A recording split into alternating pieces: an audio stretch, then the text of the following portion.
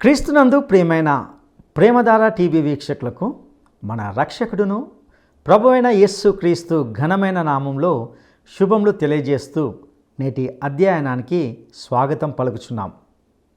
ప్రియులారా, గత పాఠంలో మీరు విన్న విషయాలు మీకు జ్ఞాపకమున్నాయి కదూ. నిర్గమకాండము 20వ అధ్యాయమంతా దేవుడిచ్చిన దశాజ్ఞల వివరణ అయింది. ధర్మశాస్త్రం అద్దం వంటిదని చూశాం. అద్దం మంచిదే. అద్దం ఎప్పుడైనా సరే అబద్ధం చెప్పదు. ఉన్నదున్నట్లు నీ సహజ స్థితిని చూపిస్తుందని విన్నాం.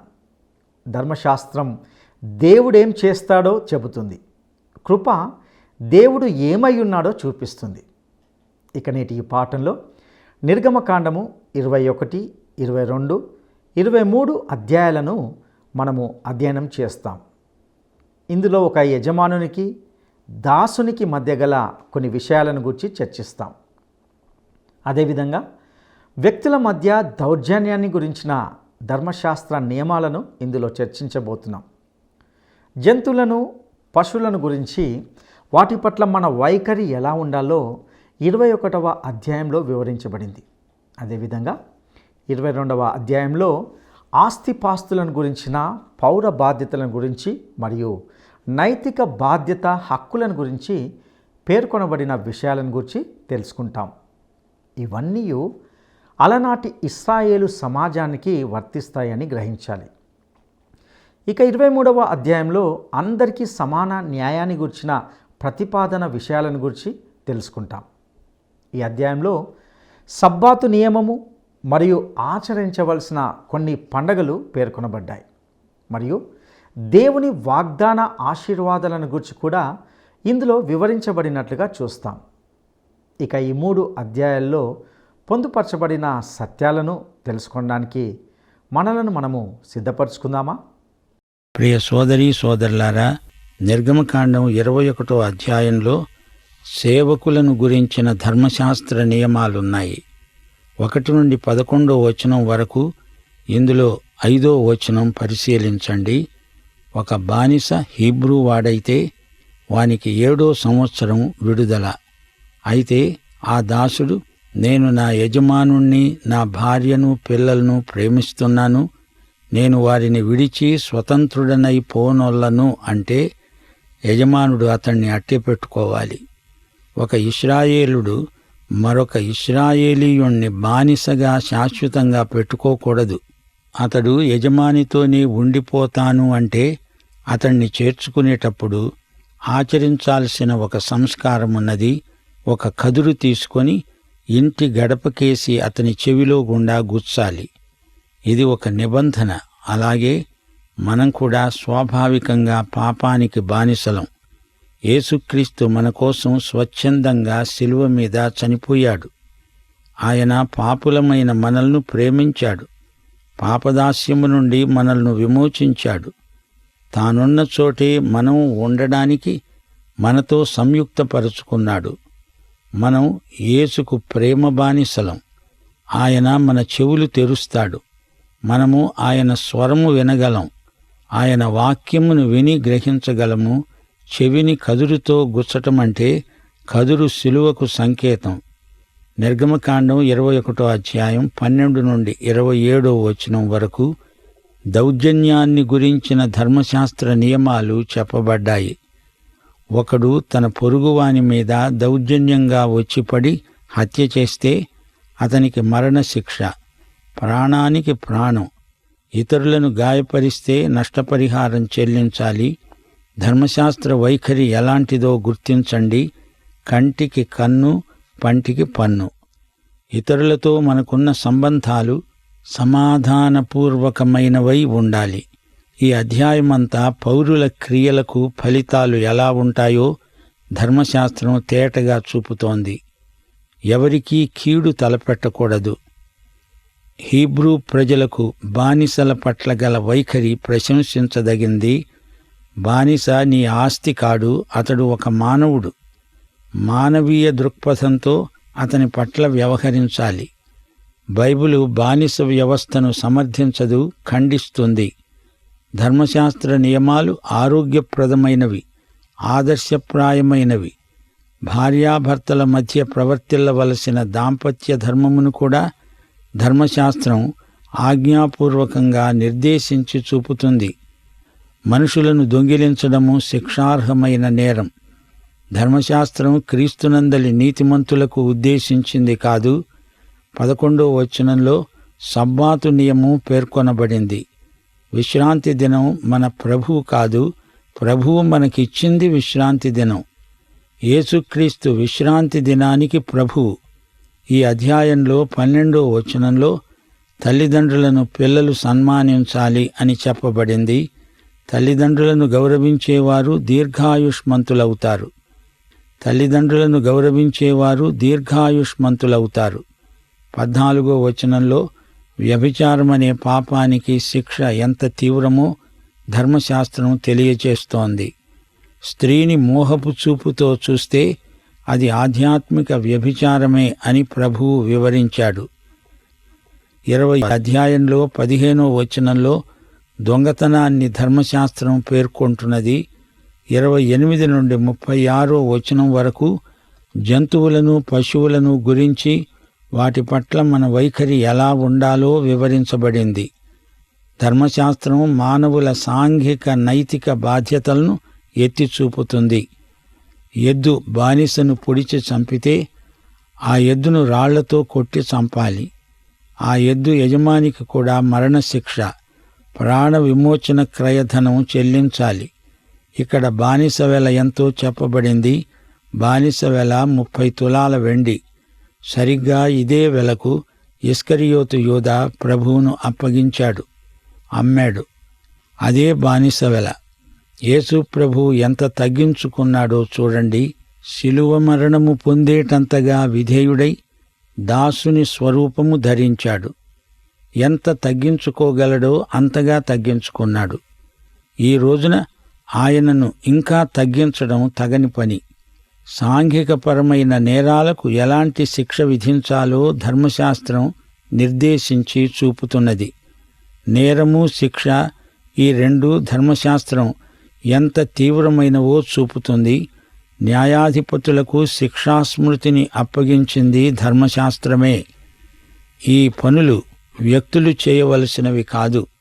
బైబిలులోని ధర్మశాస్త్ర విధానం మానవ శ్రేయస్సు దృష్ట్యా ఎంతో ప్రయోజనకరమైనది. అన్యాయంగా దుర్భరమైన శిక్ష విధించకూడదు.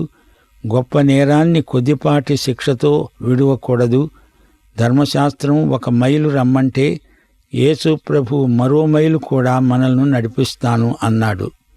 ధర్మశాస్త్రాన్ని మించి ప్రభువు మన చేత చేయిస్తాడు. మనము కీడు చేసిన వారికి మేలు చెయ్యాలనేది యేసు ప్రభువు ఆజ్ఞ. సాత్వికము ఎంత బలమైనదో ప్రభువు చూపుతున్నాడు. మన హక్కుల కోసం పోరాటం కాదు, స్వచ్ఛందంగా ఇతరుల శ్రేయస్సు కోసం మన హక్కులను మనం వదులుకోవాలి. మనమే మొదట న్యాయము, కనికరము చూపాలి. చెడుగును మంచితో గెలవాలి. యేసు ప్రభువుకు పూర్తిగా అంకితమైపోయిన వారే శత్రువును ప్రేమించగలరు. యేసుక్రీస్తు యొక్క స్థాయికి మనం క్రమేణా ఎదుగుతూ ఉండాలి. మన ఆధ్యాత్మిక శీలం రాను రాను పరిపక్వతను పుంజుకోవాలి. 21వ అధ్యాయంలో 10 నియమాలు పౌర హక్కులను గురించినవి, బాధ్యతలను గురించినవి చెప్పబడినవి. 1 మగ బానిసలను గురించి, 2 స్త్రీ బానిసలను గురించి, 3 హత్యకు దేవుడు నిర్ణయించిన తీర్పు, 4 తల్లిదండ్రులను అవమానించే వారికి తీర్పు, 5 మనుషులను దొంగిలించే వారికి తీర్పు, 6 తల్లిదండ్రులను శపిస్తే దానికి తీర్పు, 7 దౌర్జన్యంగా ఇతరులను కొడితే తీర్పు, 8 సేవకులను కొట్టేవారికి తీర్పు, 9 గర్భిణీ స్త్రీని గాయపరిస్తే తీర్పు, 10 సేవకులను కొట్టి గాయపరిచేవారికి తీర్పు. శ్రోతలు వింటున్నారా? రాను రాను ప్రజలలో నేర ప్రవృత్తి అధికమవుతున్నది. ఆధ్యాత్మికంగా మానవునికి పెద్ద నేర చరిత్ర ఉంది.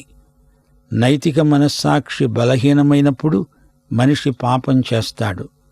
తల్లిదండ్రులు పిల్లలకు ఆధ్యాత్మిక విలువలు నేర్పాలి.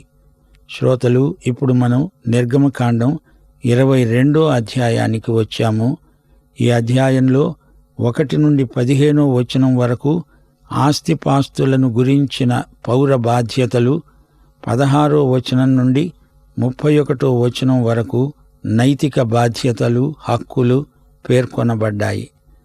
మానవత్వం దేవుని దృష్టిలో విలువైనది. మానవుడు తోటి మానవునికి కీడు చేయడం పాపం. ఈ రోజున న్యాయశాస్త్రం ఏమంటోంది? నీవు మరొకని ఆస్తికి నష్టం కలిగిస్తే అతనికి నష్టపరిహారం ఖర్చులతో సహా ఇవ్వాలి. అయితే ధర్మశాస్త్రం 4 నష్టపరిహారం చెల్లించాలి అంటోంది. ఈ జరిమానా భారమైనది. అవును, దేవుని న్యాయం నేరస్తులకు భారమే, అమాయకులకు ఆదరణ. ప్రాణరక్షణకు ప్రతి వ్యక్తికి దేవుడు తన ధర్మశాస్త్రంలో సదుపాయం కల్పించాడు. దొంగ కేవలం దొంగతనం చేయడానికి మాత్రమే రాడు, హత్య కూడా చేస్తాడు.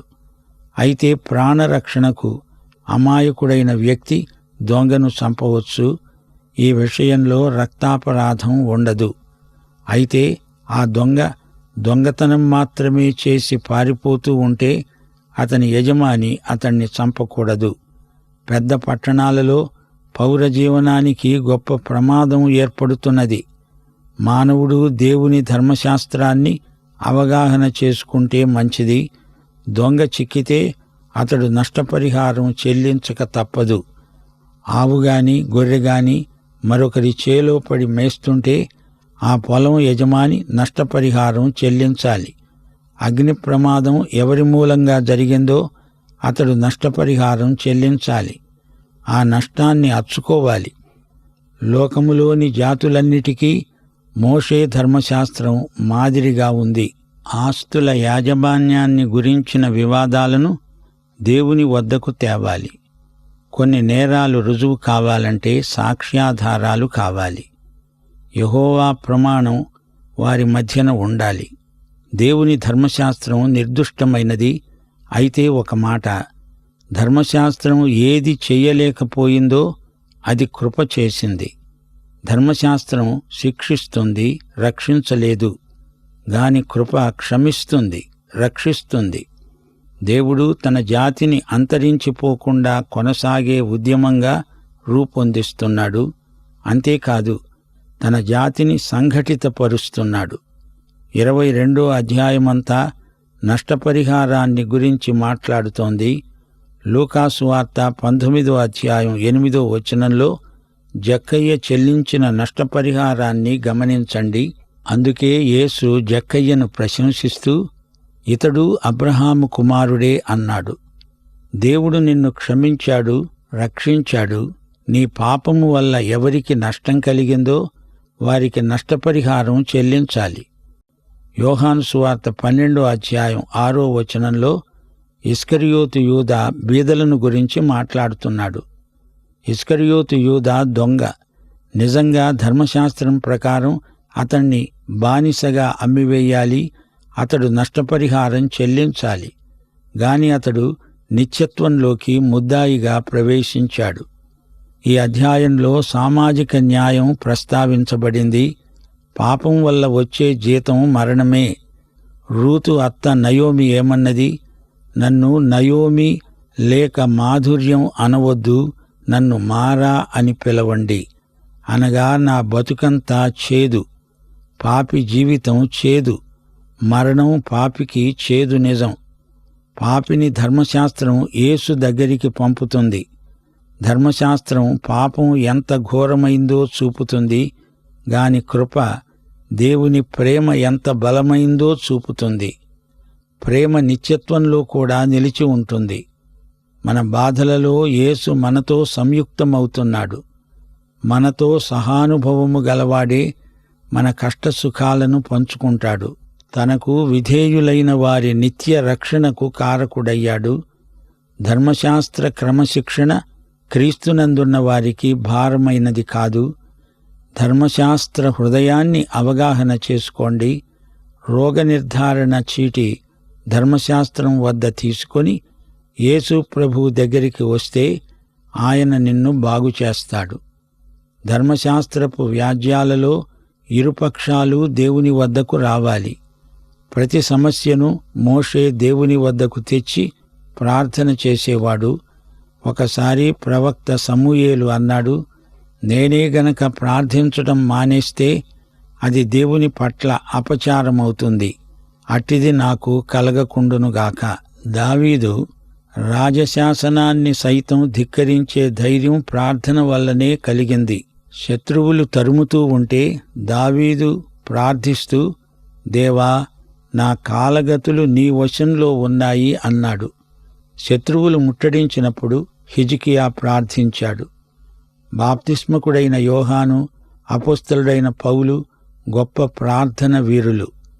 నిర్గమకాండం 22వ అధ్యాయం 14 నుండి 31వ వచనం వరకు నైతిక సూత్రాలు, ఆచార విధానాలు వివరించబడ్డాయి. మానభంగాలకు కఠిన శిక్ష, జరిమానా విధించబడింది. మంత్రప్రయోగాలు నిషిద్ధం. శకునాలు, అగ్నిని దాటించటం లాంటి మూఢనమ్మకాలు శిక్షార్హమైన నేరాలు. మేఘ శకునాలు, సోది చెప్పటం ఇశ్రాయేలు ప్రజలకు తగవు. సోది చెప్పటం దేవునికి తిరుగుబాటే. అభిచారం నిషిద్ధం, అంటే మంత్రతంత్ర ప్రయోగాలు దేవుని బిడ్డలకు నిషిద్ధం. మృగ సంయోగం పాపం. విదేశీయులను, విధవరాండ్రను బాధించకూడదు. జాతీయ పాపాలకు దేవుడే స్వయంగా శిక్ష విధిస్తాడు.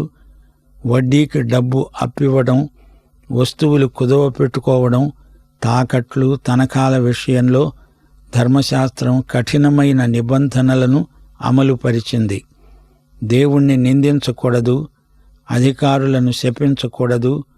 ప్రథమ ఫలాలను గురించి, జ్యేష్ఠ కుమారులను గురించి నియమాలు చెప్పబడ్డాయి.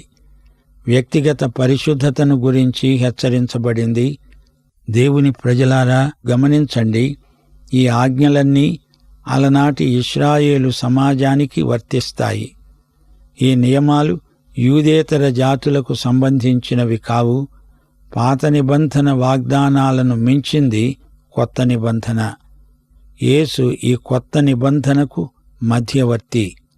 లైంగికంగా మానవుడు ఎంత నీచానికి దిగజారాడో ఈ అధ్యాయంలో చూడగలం. పరిశుద్ధ పదార్థాలు పరిశుద్ధులకే కేటాయించబడినవి. చిన్న పిల్లల చేత దాస్యం చేయించడం నేరం. దేవుని ప్రేమను విదేశీయుల పట్ల చూపించాలి. క్రైస్తవం జాతీయానికి, అంతర్జాతీయానికి మించిన ప్రేమ ఉద్యమం. ఇశ్రాయేలీయులందరూ దశమభాగం తప్పక చెల్లిస్తారు. దేవునిది దేవునికివ్వాలి, కైసరుది కైసరుకు ఇవ్వాలి. దాతృత్వపు కృపకు అవధులు లేవు. శ్రోతలు, ధర్మశాస్త్రం మన మీద నేరారోపణ చేస్తుంది. అయితే యేసు ప్రభు ధర్మశాస్త్ర రుణము తీర్చాడు. క్రీస్తునందున్న వారికి ఏ శిక్షావిధి లేదు. సోదరుడా, సోదరి, నిర్గమకాండం 23వ అధ్యాయం అందరికీ సమాన న్యాయాన్ని ప్రతిపాదిస్తుంది. ఇందులో సబ్బాతు నియమం పేర్కొనబడింది. ప్రతి సంవత్సరము ఆచరించవలసిన పండగలు పేర్కొనబడ్డాయి. వ్యాజ్యమాడేవాడు బీదవాడైనా వాని ఎడల పక్షపాతం చూపకూడదు. శత్రువైనా, అతని ఎద్దైనా, గాడిదే అయినా తప్పిపోతే, అది నీకు కనపడితే అగత్యంగా వాటిని తోలుకొని వచ్చి యజమానికి అప్పగించాలి. దరిద్రుని వ్యాజ్యంలో న్యాయం తప్పి తీర్పు చెప్పకూడదు. 6వ వచనం, లంచం తీసుకోకూడదు. లంచం పుచ్చుకున్న వానికి నైతికంగా గుడ్డితనం ప్రాప్తిస్తుంది. భూమికి కూడా 6 సంవత్సరాలకు 1 సంవత్సరం సబ్బాతు విశ్రాంతి అవసరం. సంవత్సరానికి 3 సార్లు పండగ ఆచరించాలి. పులియని రొట్టెల పండగ 7 దినాలు ఆచరించాలి. సంవత్సరాంతమందు ఫల సంగ్రహపు పండగ ఆచరించాలి. ప్రథమ ఫలముల పండగ కూడా ఉంది. దేవదూతను దేవుడు వారికి ముందుగా పంపుతానన్నాడు. దేవుని నామము ధరించిన దూత ఆయన. అన్యదేవతా విగ్రహాలను మీరు తొలగించాలి. మీ మధ్య నుండి రోగములను తొలగిస్తాను అన్నాడు దేవుడు. 25వ వచనం, శత్రువులపై అత్యధిక విజయమును దేవుడు వాగ్దానం చేశాడు. పాడి పంటలు సమృద్ధిగా ఉంటాయి. దేవుడు కందిరీగలను ప్రయోగించి శత్రువులను తరుముగొడతాడు. ఇశ్రాయేలు అభివృద్ధి పొంది దేశాన్ని స్వాధీనం చేసుకుంటారు. ఎర్ర సముద్రము నుండి ఫిలిష్తీ సముద్రము వరకు, అరణ్యము నుండి నది వరకు దేవుడు పొలిమేరలు ఏర్పరుస్తాడు. శత్రువులను దేవుడే వెళ్ళగొడతాడు.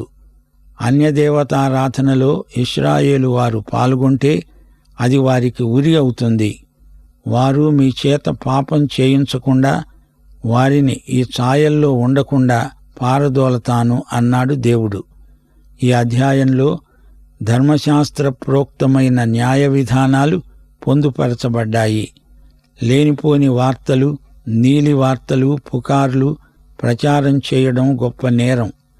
అందరూ చేస్తున్నారు గదా అని నీవు చెడు పని చేయకూడదు. కోట సాక్ష్యాలు పలకకూడదు. ఉబుసుపోక కబుర్లు మానేయాలి. న్యాయం నిష్పక్షపాతమై ఉండాలి. దేవుడు విమోచించని వ్యక్తులు ఇతరులకు విమోచన ఇవ్వచూపటం హాస్యాస్పదం. న్యాయమనే త్రాసుకు దాళా ఉండదు. రోమీయులు న్యాయాన్ని ఒక స్త్రీకి పోల్చారు. ఆ స్త్రీ కండ్లకు గంతలు కట్టబడి ఉంటాయి. ఒక చేతిలో ఖడ్గం ధరించి ఉంటుంది, మరో చేతిలో త్రాసు. ఆమెకు పక్షపాతం లేదు. నిర్దాక్షిణ్యంగా తీర్పు చెబుతుంది. నేరాన్ని శిక్షించి తీరుతుంది. ఖచ్చితంగా తూచినట్లు న్యాయాన్ని ప్రకటిస్తుంది. లంచం మంచి మనుషుల చేత కూడా అబద్ధం చెప్పిస్తుంది. ఏ కానుక లేకుండా ఎవడూ దేవుని సన్నిధిలో వట్టి చేతులతో నిలువకూడదు. బలుల రక్తాన్ని పులిసిన ద్రవ్యముతో అర్పించకూడదు. ప్రథమ ఫలాలు దేవునికి అర్పించాలి. ఒకే అబద్ధాన్ని పదే పదే చెప్పి అదే నిజమని సైతాను ప్రజల చేత ఒప్పిస్తాడు. అబద్ధాలు నల్లుల్లాగా, దోమల్లాగా సత్వరంగా అభివృద్ధి చెందుతాయి. అబద్ధాలు విషక్రిములు. ఎలాంటి ఒత్తిడికి లోను కాకుండా దేవుని బిడ్డలు సత్యం కోసమే నిలుస్తారు. ఆధ్యాత్మిక విలువలను మనము పరిరక్షించుకోవాలి. ధర్మశాస్త్రీయ జ్ఞానం ఎంతో అమూల్యమైనది. మంచి సమరయుడు దారి ప్రక్కన కొరప్రాణంతో పడి ఉన్న యూదునికి ఎంతో సహాయం చేశాడు. మన నీతి పరిసయ్యుల నీతి కంటే, లోక సంబంధుల నీతి కంటే గొప్పది. ధర్మశాస్త్రం ప్రేమను ఒక ఆజ్ఞగా చెబుతున్నది. మనకైతే ప్రేమ దేవుని బిడ్డలముగా పొందిన నూతన జన్మ స్వభావం. 1 కొరింథీ 13వ అధ్యాయంలోని ప్రేమ ధర్మశాస్త్రంలోని ఆజ్ఞకు నెరవేర్పు. యోహాను సువార్త 13వ అధ్యాయంలో ప్రభు అన్నాడు, నేను మిమ్మును ప్రేమించినట్లే మీరు ఒకరినొకరు ప్రేమించుకోవాలి. లోకంలో 2 రకాల ప్రేమలు అమలులో ఉన్నాయి. 1 మానవీయమైన ప్రేమ, 2 దైవిక ప్రేమ. ప్రేమ క్రియారూపంలోనే ఇతరులకు అర్థమవుతుంది. మానవ ప్రేమకు మించినది దేవుని ప్రేమ. అది యేసు శిలువ వేతలో మనకు ప్రత్యక్షమైంది. రోమాపత్రిక 8వ అధ్యాయం 28వ వచనం ప్రకారం తనను ప్రేమించేవారికి, అనగా తన సంకల్పము చొప్పున పిలువబడిన వారికి మేలు కలిగేటట్లు సమస్తము సమకూడి జరుగుతుంది. భూమి సబ్బాతును మరోసారి జ్ఞాపకం చేసుకోండి. 6 సంవత్సరాలు పంట పండిస్తే 7వ సంవత్సరం భూమికి విశ్రాంతి. ఆ 7వ సంవత్సరం ఆ భూమి మీద ఏమి మొలిచినా, ఏది పండినా అది బీదలకే చెందుతుంది. 3 పండగలు ముఖ్యమైనవి. 1 పెంతెకోస్తు పండగ, 2 పర్ణశాలల పండగ, 3 ప్రథమ ఫలముల పండగ. మేకపిల్లను దాని తల్లి పాలతో ఉడకపెట్టకూడదు. దేవుని ధర్మశాస్త్రంలో పశుపక్ష్యాదుల పట్ల కూడా ఎంతో దయ చూపాలని దేవుని ఆజ్ఞ. ప్రాణుల పట్ల క్రూరత్వం నేరం. ఆ రోజుల్లో మూఢనమ్మకం ఉండేది. అదేమిటంటే మేకపిల్లను దాని తల్లి పాలలో వేసి ఉడికిస్తారు. దాని ద్వారా పంట చేలకు ఎంతో మేలు కలుగుతుంది అనే మూఢనమ్మకం. మూఢనమ్మకాల వేరుపై యేసు ప్రభువు గొడ్డలి పెట్టాడు. మనది మూఢనమ్మకం కాదు, గాఢ నమ్మకం. పాఠం ఇంతటితో సమాప్తం.